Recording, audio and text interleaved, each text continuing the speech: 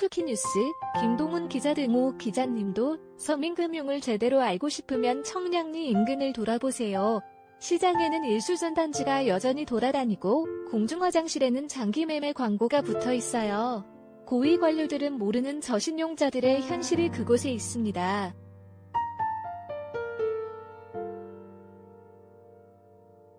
서민금융을 오랜 기간 연구하고 대안을 찾아왔던 취재원에게 들은 말이다. 그의 말대로 실제로 그랬다. 보도자료에서는 볼 수 없는 서민금융의 날 것들이 그곳에 있었다. 지난해 금융당국이 선포한 불법사 금융과의 전쟁 당시에도 불법사 금융업자들이 뿌리는 홍보물들은 길거리를 굴러다녔고, 올해 법정 최고금리 인하 후 시행된 불법사 금융 특별 근절기간도 지난해와 다를 바 없는 모습을 보여줬다.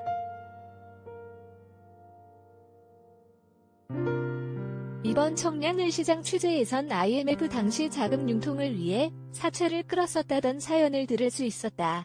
한 사업장의 번듯한 사장이었던 그는 IMF 사태로 자금줄이 막히면서 급한 대로 사채를 끌어쓰게 됐고, 잠시 버티나 싶었지만 순식간에 불어난 이자는 사채업자에게 자식 같은 사업장을 넘겨주는 안타까운 비극으로 끝나게 됐다. 그는 지금 주차관리 요원으로 일하고 있다.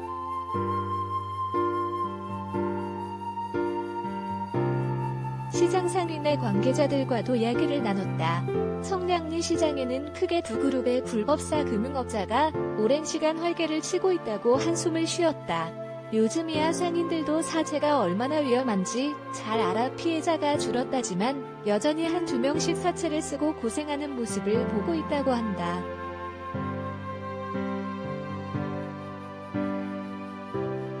통계지표들도 서민금융의 붕괴를 보여준다.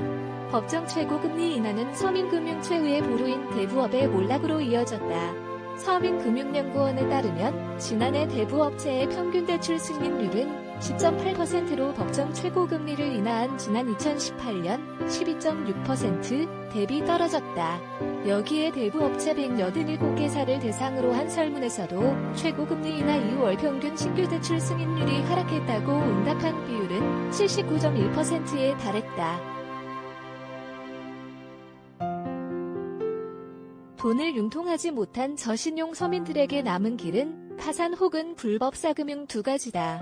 이 중 파산하는 서민들도 급격히 늘고 있다. 대법원 법원 통계월보에 따르면 올해 5월 기준 개인 파산 신청 건수는 21,024건으로 지난해 같은 기간 대비 1,806명 늘었다. 문재인 정부가 출범한 2017년 이후 최대치다. 이처럼 통계로 잡히는 수치만 하더라도 증가세가 완연한데 통계로 잡히지 않는 불법사 금융 이용자는 얼마나 될지 가늠할 수조차 없다. 금융당국 관계자들이 서민금융에 진심으로 힘을 쓰고자 노력하는 것을 안다. 법정 최고금리 인하로 생겨나는 풍선 효과를 막기 위해 쏟아내고 있는 많은 정부 지원 금융 및 지원 방안들을 보면 충분히 알 수 있다. 하지만 현실과 시장 경제는 냉혹하게 저신용 서민들을 쳐내고 불법사 금융의 구렁텅이로 밀어넣고 있다. 책상에서 나온 법안은 현실에 날 것을 밀어내지 못하고 있는 셈이다.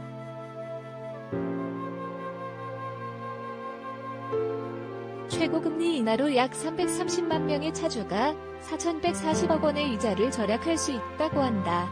불법사 금융에 빠진 서민들의 고통은 금리 인하로 생겨나는 이득보다 크다. 다수의 작은 행복을 위해 소수의 큰 고통을 외면하는 우를 범에서 남된다.